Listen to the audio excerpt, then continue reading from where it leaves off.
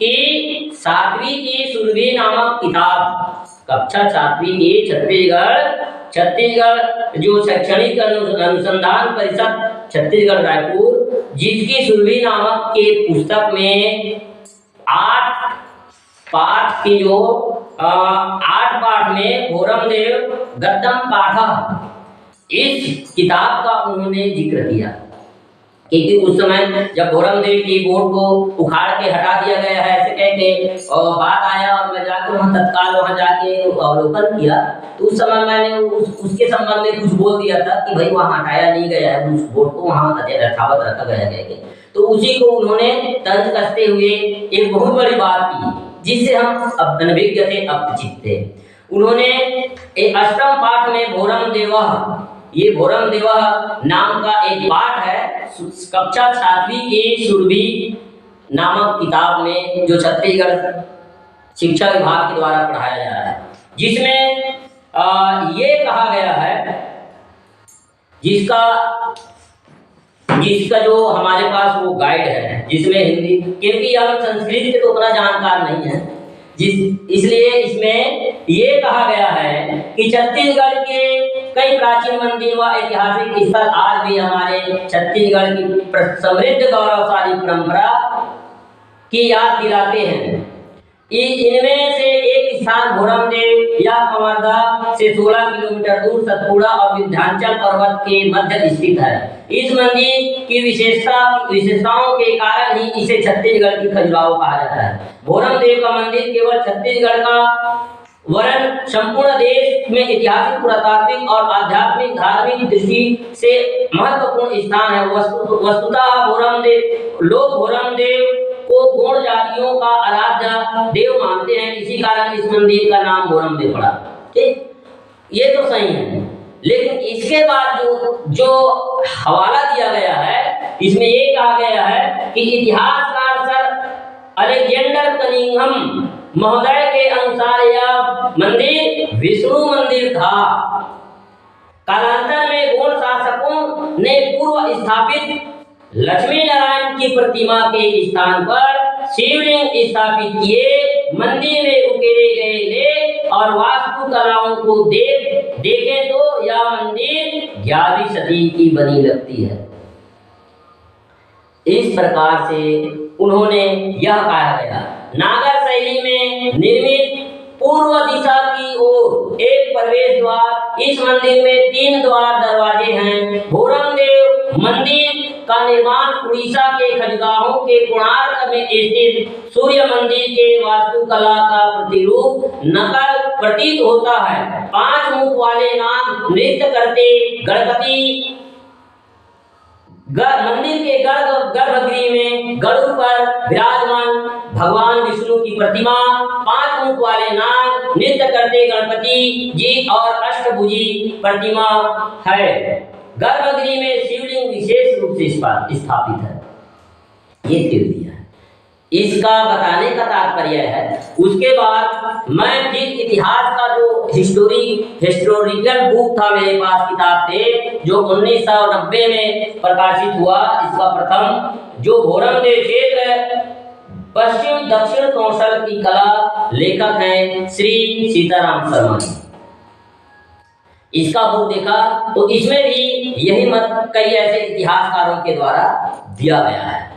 अब हम बोलते हैं ध्रुवे जी से या फिर हमारे आदरणीय विकास मरकाम जी से कि इस प्रकार से जो आपकी पाठ्यक्रमों में पढ़ाया जा रहा है कि यह जो शिवलिंग स्थापित है, जो हम जिसको शंभू के रूप में, महादेव के रूप में, हम आराध्य देव के रूप में, प्रमुख देव के रूप में हम जिसको पूजते हैं, जो हमारे हरगढ़ किला में बना है, उसको भी तो ये लोग वहां जबरदस्ती स्थापित किया गया है, ये बताने का इनका काम है। और वो जिस लेखक का जो हवाला दिया है, जो इतिहासकार का हवाला दिया है अलेक्जेंडर कनिंघम का, वो कोई हमारे भारत का लेखक नहीं था। वो कौन थे?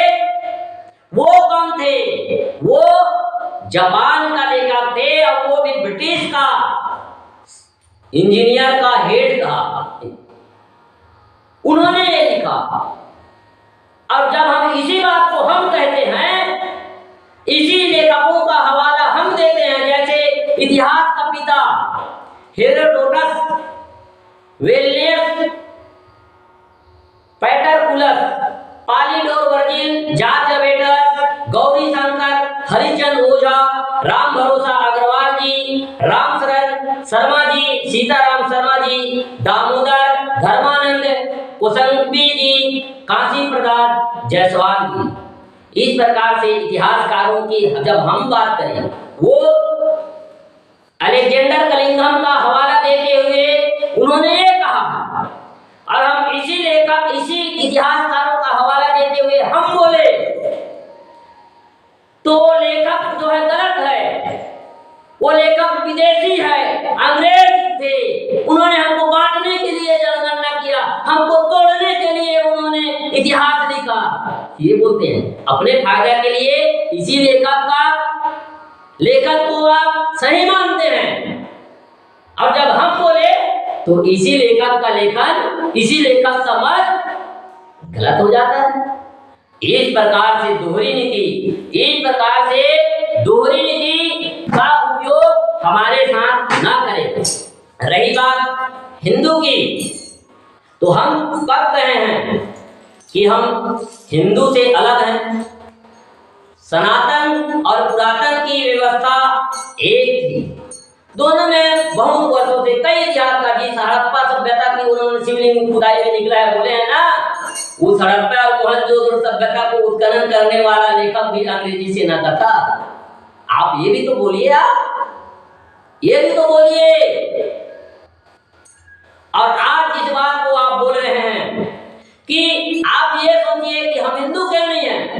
मैं विजय शर्मा जी को यही चैलेंज करता हूं कि आपको हम चैलेंज करते हैं कि आप तो केंद्र में भी हैं, राज्य में भी हैं, आप हिंदू विधि में संशोधन तो करवाइए, हिंदू विधि हमारे ऊपर लागू तो करवाइए, आप अमेंडमेंट लाइए, बिल लाइए, पास करवाइए। आपको कौन रोका है? जब न्यायालय में हमको ये कहा जाता है कि हिंदू विधि एसटी के ऊपर लागू नहीं होता, तो हम ये आपसे सवाल करते हैं कि न्यायालय में हमको ऐसा क्यों कहा जाता है? आप कानून में संशोधन करवाइए, अमेंडमेंट लाइए ना। तो आप दो तरह की बात ना करें। जब सिमरहा कांड में दत्तक अधिनियम की बात आई तो ये कहा गया कि अनुसूचित जनजातियों के ऊपर हिंदू विधि लागू नहीं होता कहेंगे, आप ही कहते हो, और आप ही कहते हो कि हिंदू है। हम यही सवाल आपसे करते हैं, अमेंडमेंट लाइए और हिंदू विधि लागू नहीं होता ये शब्द बार-बार हमारे साथ बोला जाता है, हमको बोला जाता है, वो उसको कटवाइए। उसके बाद हम भी कहेंगे आपके जैसे हम गर्व से हिंदू हैं कहते, क्या हम यहाँ विवाद करने के लिए आए हैं? और ये भी बता दीजिए कि हम हिंदू वर्ण व्यवस्था में कौन से वर्ण में आते हैं। तो आज जिस प्रकार से दोहरी बात करके समाज के लोगों को अपमानित करने का प्रयास किया जा रहा है, हमारे समाज के लोगों को इस प्रकार से आड़ लेकर के बोलने का काम किया जा रहा है, ये कतई बर्दाश्त नहीं होगा। हम तो ये कहते हैं ना, सरकारी दस्तावेज में हमको कोनी धर्म दिखाने का आप ही की सरकार ने आदेश दिया, आपका अपने सरकार को, पूर्व सरकार को पूछिए।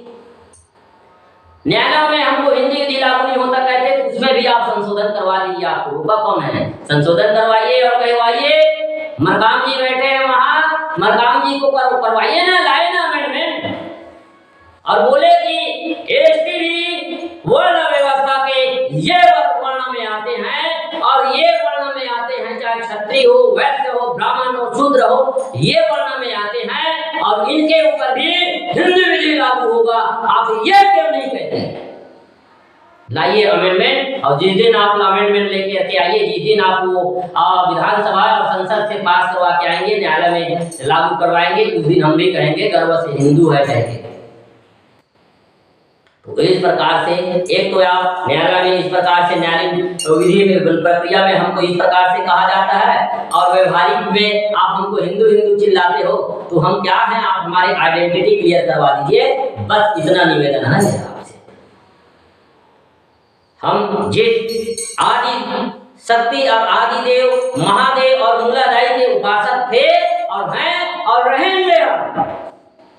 लेकिन हम अपने उपासना, अपने आराधना, अपनी आस्था को हम व्यक्त कर रहे हैं, अपनी आस्था को मान रहे हैं, तो हमको इस्लामिक रिलीजन से, मिशनरियों रिलीजन से इस प्रकार से हमको जोड़ के देखा ना जाए, अपमान ना किया जाए। और आप सभी सगा समाज के भाइयों से भी मेरा निवेदन है कि ऐसे लोग जो आधा इधर का ज्ञान आधा इधर का ज्ञान बोलते हैं, उनको भी आप बोलिए, क्योंकि हिंदू वैदिक धर्म ग्रंथों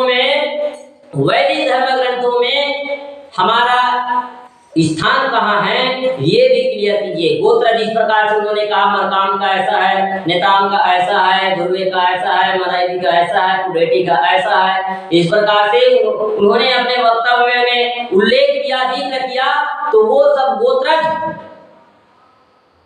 भाई, जब हम उस धर्म के अनुयायी हैं, उस धर्म के अंश हैं, तो हमारा गोत्र जो व्यवस्था है, हमारा गोत्र की जो नामकरण है, हमारे पेट पूर्वजों का नामकरण है, वहां रहना चाहिए कि नहीं रहना चाहिए? और जो हमारी परंपरा में जिसको हम मानते हैं, उन देवी देवताओं का भी स्थान वहां होना चाहिए कि नहीं होना चाहिए? आप करिए। दूसरी बात, नागालैंड, मिजोरम, त्रिपुरा की बात कर रहे हैं। अभी उस धर्म की सबसे बड़ा जो पद होता है, शंकराचार्य जी, श्री अभिमुक्तेश्वरानंद जी नागालैंड जा रहे थे, गौ माता की रक्षा के लिए अभियान चलाए हुए पूरे भारत देश में जा रहे थे। वहां एयरपोर्ट में उनके साथ क्या हुआ? वहां तो आपकी गठबंधन की सरकार है ना, फिर उनको रोका क्यों जा रहा है?